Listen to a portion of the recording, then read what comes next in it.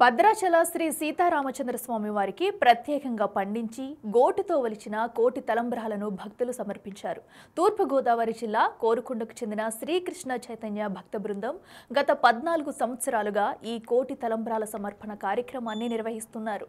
తలంబ్రాల బియ్యం స్వామివారికి సమర్పించే ముందు మూలవర్ల వద్ద శ్రీకృష్ణ చైతన్య భక్త బృందం ప్రత్యేక పూజలు నిర్వహించింది.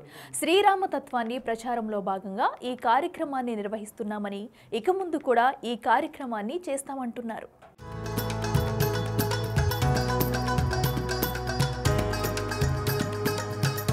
జై శ్రీరామ్. శ్రీరామ తత్వాన్ని ప్రచారం చేయడంలో భాగంగా 14వ కోటి తలంబరాల జ్ఞాన యజ్ఞాన్ని ప్రారంభించి తొలుత విత్తనాలను జూన్ నెలలో భద్రాచల శ్రీ సీతారామచంద్ర వారి సన్నిధానాన్ని తీసుకొచ్చి విత్తనాలు పూజ చేసి తీసుకుని వెళ్ళి తూర్పుగోదావరి జిల్లా గోకర్ణ మండలం అచ్యుతాపురం గ్రామం సర్వే నెంబర్ 16/2లో ప్రత్యేకించి పంట పండించి ఆ పండినటువంటి ధాన్యాన్ని 800 కేజీల ధాన్యాన్ని మన 5 రాష్ట్రాల్లో 5,000 మందికి పంపిణీ చేసి గోటితో వలిపించి ఆ వలిచినటువంటి కోటి తలంబ్రాలను ఈ రోజు భద్రాచల శ్రీ సీతారామచంద్ర వారికి శ్రీరామనవమి కళ్యాణం సందర్భంగా సమర్పించడం జరుగుతుంది.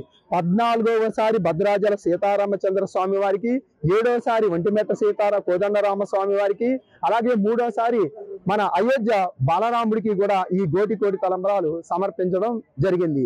మన రామ నామస్మరణ ద్వారానే మనిషికి ముక్తి లభిస్తుంది అనేటువంటి సద్భావాన్ని, అందరూ కూడా రామతత్వాన్ని పొందాలనేటువంటి సద్భావంతో మనసు ఇంద్రియ సుఖాలను అనుభవించడం ద్వారా పతనమవుతారని, మనసు త్యాగకర్మలు అనుభవించడం ద్వారా ఓర్ధముఖ అభ్యుదయాన్ని రామతత్వాన్ని పొందుతారనేటువంటి సద్భావంతో రామతత్వాన్ని ప్రచారం చేస్తూ ఈ కార్యక్రమాన్ని కొనసాగిస్తున్నాం.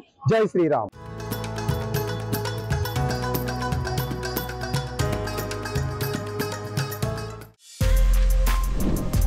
For more videos like this, subscribe Big TV channel.